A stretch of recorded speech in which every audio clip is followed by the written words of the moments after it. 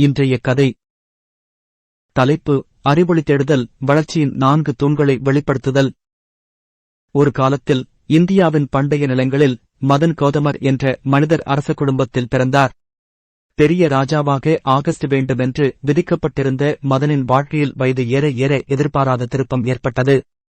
வாழ்க்கையின் நோக்கத்தையும் துன்பத்தின் தன்மையையும் கேள்விக்குள்ளாக்கிய அவர் தனது அரச இருப்பை விட்டுவிட்டு ஆன்மீகப் பயணத்தைத் தொடங்கினார். இந்த உருமாற்ற ஒடிசி அவரை கௌதமபுத்தர் என்று அறிய வழிவகுத்தது.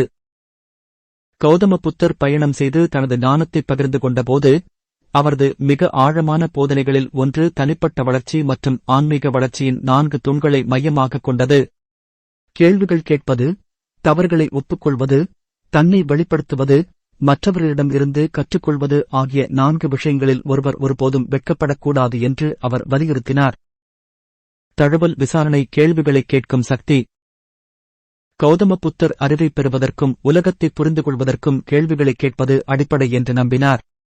அனுமானங்கள் மற்றும் நம்பிக்கைகளை சவால் செய்ய தொடர்ச்சியான கற்றல் சூழலை வளர்க்க அவர் தன்னை பின்பற்றுபவர்களை வலியுறுத்தினார். தியானம் பற்றி ஒரு இளைஞனின் கேள்வி புத்தரை ஒரு குளம் பற்றிய கதையை பகிர்ந்து கொள்ள தூண்டியது. தியானம் மனதின் அசுத்தங்களை எவ்வாறு அகற்றும் என்பதை விளக்குகிறது.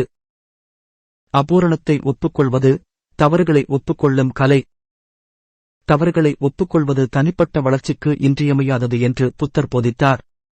ஒவ்வொருவரும் தவறு செய்கிறார்கள், ஆனால் அவர்களிடமிருந்து கற்றுக்கொள்வதுதான் முக்கியம் என்று அவர் வலியுறுத்தினார்.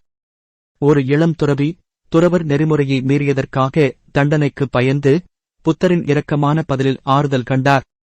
இந்த சந்திப்பு தவறுகளை ஒப்புக்கொள்வதற்கும் முன்னேற்றத்தை நோக்கிய படிக்கற்களாக பயன்படுத்துவதற்கும் உருமாறும் ஆற்றலை எடுத்துக்காட்டுகிறது. நம்பகத்தன்மையை வெளிப்படுத்துதல், சுய வெளிப்பாட்டின் மூலம் இணைத்தல். தன்னை நேர்மையாகவும் உண்மையாகவும் வெளிப்படுத்துவது புத்தரின் போதனைகளின் மற்றொரு தூணாகும். அவர் தன்னை பின்பற்றுபவர்களை அவர்களின் உண்மையான சுயத்தை வெளிப்படுத்துவதன் மூலம் ஆழமான உறவுகளை உருவாக்க ஊக்குவித்தார். ஒரு தயங்கிய துறவி ஆரம்பத்தில் தனது அனுபவங்களை பகிர்ந்து கொள்ள தயங்கினார். வெளிப்பாட்டின் விடுதலை சக்தியைக் கண்டுபிடித்தார். அவர் பேசுகையில் தொடர்பு மற்றும் புரிதலை வளர்ப்பதில் நம்பகத்தன்மையின் மதிப்பை உணர்ந்தார். மற்றவர்களிடமிருந்து கற்றல், ஞானத்திற்கான கூட்டுப் பயணம். கௌதமபுத்தர் அறிவு மற்றும் புரிதலை விரிவுபடுத்த மற்றவர்களிடம் இருந்து கற்றுக்கொள்வதன் முக்கியத்துவத்தை நம்பினார். எல்லா பதில்களும் யாரிடமும் இல்லை என்பதை அவர் உணர்ந்தார். பயணிகளின் குழுவை வரவேற்று புத்தர் அவர்களின் போதனைகளை கேட்டு ஒற்றுமைகளை ஒப்புக்கொண்டு தனது சொந்த ஞானத்தை வளப்படுத்தினார். இந்த பரிமாற்றம் அறிவொளிக்கான பல்வேறு பாதைகளின் ஒன்றோடொன்று இணைந்திருப்பதை வெளிப்படுத்தியது. கௌதமபுத்தர் தனது ஞானத்தை தொடர்ந்து அளித்ததால் அவரை பின்பற்றுபவர்கள் இந்த 4 தூண்களையும் தழுவினர். அவர்கள் கேள்விகளை கேட்டார்கள், தவறுகளை ஒப்புக்கொண்டார்கள், நேர்மையாக வெளிப்படுத்தினர், மற்றவர்களிடமிருந்து கற்றுக்கொண்டார்கள். இந்த செயல்களின் மூலம் அவர்கள் தனிமனிதர்களாக உருவானார்கள், உள் அமைதி மற்றும் அறிவொளி நிலைக்கு நெருக்கமாக நகர்கின்றனர். அறிவொளி மரபு, 4 தூண்களைத் தழுவுதல். கௌதமபுத்தரின் போதனைகள் தொடர்ந்து பரவி மில்லியன் கணக்கானவர்களின் இதயங்களைத் தொட்டு தலைமுறையினருக்கு ஊக்கமளித்தன. இந்த 4 விஷயங்களில் ஒருபோதும் வெட்கப்படாமல் இருப்பதன் முக்கியத்துவத்தை அவரது மரபு காலமற்ற நினைவூட்டலாக செயல்படுகிறது.